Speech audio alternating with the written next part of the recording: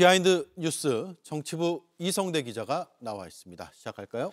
네, 첫 번째 이슈 바로 보겠습니다. 비정상회담. 자, 윤석열 전 대통령 어제였죠. 한덕수 전 총리 내란 우두머리 방조 혐의 재판에 출석을 했습니다. 자, 앞서서 계엄 직후였습니다. 한덕수 전 총리에게 당분간 내가 가야 되는 행사를 좀 대신 가라라고 했다라는 발언이 나왔었죠. 자, 특검은 바로 이 발언을 근거로 불법 계엄이 일회성이나 경고성이 아니었다라고 지금 보고 있는 거죠. 예. 자, 그러자 어제 재판에서 윤 전 대통령이 다자외교, 그러니까 에이펙이나 G20 같은 그 외교 무대에 총리를 대신 가라고 했다 증언을 했습니다. 먼저 들어보시죠. 네. 국내 행사를 말하는 겁니까? 뭐 외교 국제 행사를 말하는 겁니까? 행사라는 게. 그러면 참고로 말씀을 드리겠습니다. 계엄 직전에 11월에 남미 페루하고 브라질에서 에이펙과 G20 다자 회의를 갔었는데요. 예. 그러니까 1년 전 이맘때 행사 갔다 오고 나서 본인이 가야 할 행사에 앞으로는 총리가 대신 가라라는 취지의 발언한 것은 맞다. 다만 불법 계엄과는 무관하다 이런 주장입니까? 뭐 그런 취지로 해석이 되고 있습니다. 불법 계엄과 상관없이 앞으로 그런 외교 행사는 가보니까 다시는 못 가겠다. 뭐 이런 취지로 얘기를 하는 것입니다. 아, 그래요? 무슨 이유인지 바로 또 들어보겠습니다. 예. 가서 보니까 전부 뭐 조금 사는 나라는 뭘 원조해 달라는 둥 뭐 이런 얘기, 좀 포퓰리즘적인 그 좌파 정부 정상들을 대거 초청을 해놨습니다. 원래 멤버도 아닌데. 요 다음에는 총리님 보고 이런 데를 좀 가시라 하고 나는 좀 중요한 외교에 집중해야 되겠다는 생각을 했기 때문에 그런 말을 했을 수 있습니다. 자, 정리하면 좌파나 포퓰리즘 국가 정상들을 만나기 싫어서 앞으로는 총리 보고 대신 가라고 했다라는 주장인 셈이죠. 예. 자, 그런데 대통령이 대한민국의 국익을 지키기 위해서 외교를 해야지 상대방 국가의 좌파인지 아닌지 이념 성향을 따져서 외교를 하는 것은 상당히 황당한 주장이다라는 비판이 나오는 겁니다. 예. 자, 불법 계엄 전에는 주로 야당 좌파라고 했고 또 반국가 세력이라고 규정을 했는데 그래서 척결 대상이라고까지 삼았는데 국제관계에서도 국익이 아니라 좌파, 우파 이런 걸 따지는 거 보니까 좀 납득이 안 되는 것 같습니다. 게다가 또 따져보면 윤석열 전 대통령의 주장에 앞뒤가 맞지 않는 측면도 분명히 나오고 있습니다. 윤 전 대통령의 주장대로 G20 정식 멤버가 아님에도 지난해 초청을 받았던 좌파 국가를 좀 찾아봤더니 콜롬비아와 남미의 대표적인 좌파 국가 콜롬비아와 칠레가 있었습니다. 네. 자, 그런데 정작 그보다 앞서서 2023년, 1년 전이죠. 윤 전 대통령은 미국에서 그 칠레와 콜롬비아 대통령과 양자회담을 가졌습니다. 자, 다시 얘기하면 남미의 대표적인 좌파 국가들과 적극적인 외교를 펼쳐놓고 1년 뒤에 갑자기 불법 계엄 직전에 앞으로 좌파 국가들 정상들은 좀 만나는 게 꺼려진다. 180도 돌변했다. 좀 설명이 안 되는 지점입니다. 예.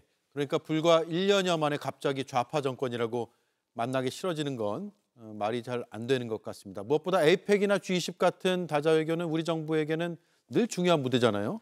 게다가 윤석열 정부 2년 차죠. 2023년도 당시 보면은 정상회담 숫자가 최다, 이미 해외 순방비도 역대 최대 규모라는 분석이 나왔습니다. 자, 당시는 이제 부산 엑스포 유치를 놓고 다자외교 무대를 적극적으로 활용했기 때문이라는 분석도 있습니다. 자, 실제로 한번 가면은 30개국 이상을 만나겠다라는 목표치를 제시한 적도 있었고요.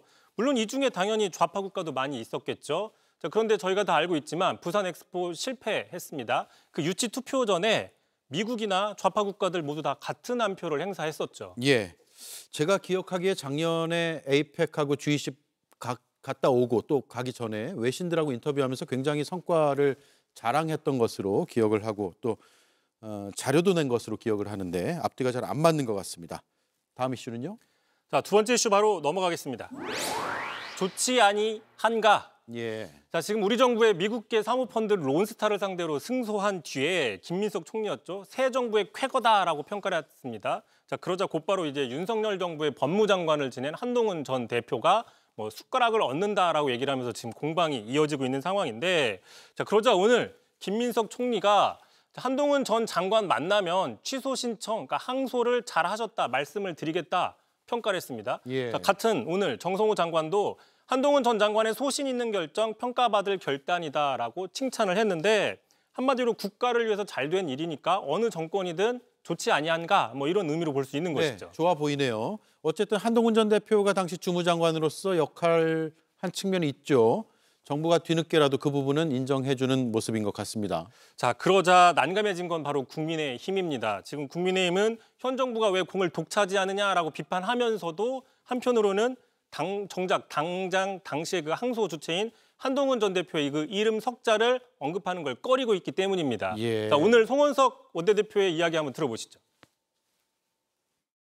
이재명 정부의 외교 성과라고 자화자찬하는 모습은 황당함을 넘어 철없다는 생각이 듭니다. 항소 결정을 하니 승소 가능성이 제로이고 국고만 축낸다는 식으로 막무가내식 비난을 퍼붓던 사람이 자, 들어보셨지만 바로 앞에 저 항소 결정을 했던 그 주어를 빼놓고 이야기하고 있는 상황이 보이고 있는 것이죠. 아예 말을 안 한 거예요. 그렇습니다. 주어를 빼놓고 이야기를 했던 괄호 것이고 열고 괄호 닫고는 이성대 기자가 저희가 시청자들의 이해를 돕기 아, 위해서 예. 따로 만든 겁니다. 자, 그럼에도 또 한편에서는 어쩔 수 없이 한 전 대표의 이름을 언급하는 경우도 분명히 있습니다. 자, 김민수 최고위원 자신의 페이스북에 이렇게 글을 올렸는데요. 자, 더 웃긴 건 론스타 사태를 자신의 영웅서사로 만들려는 한가로운 사람이 있다. 자, 론스타 국가 간 소송의 한 사람의 작품이 아닌 국가 전체의 작품이다라고 한동훈 전 대표를 저격하는 모습이 있습니다. 예. 자, 지금 장동혁 국민의힘 체제는 친윤석열계 중심으로 보이고 있죠. 이른바 한동훈 배신자 프레임이 있는데 자, 그러다 보니까 이제 민주당과는 달리 한 전 대표를 인정하기도 그렇다고 해서 마냥 무시하기도 좀 난감한 모습이 보인다. 이런 분석이 있는 겁니다. 예. 한마디로 스텝이 꼬인 것 같습니다. 잘 들었습니다. 이성대 기자였습니다. JTBC 뉴스를 시청해 주셔서 고맙습니다. 저희는 저녁 6시 30분 뉴스룸에서 뵙겠습니다.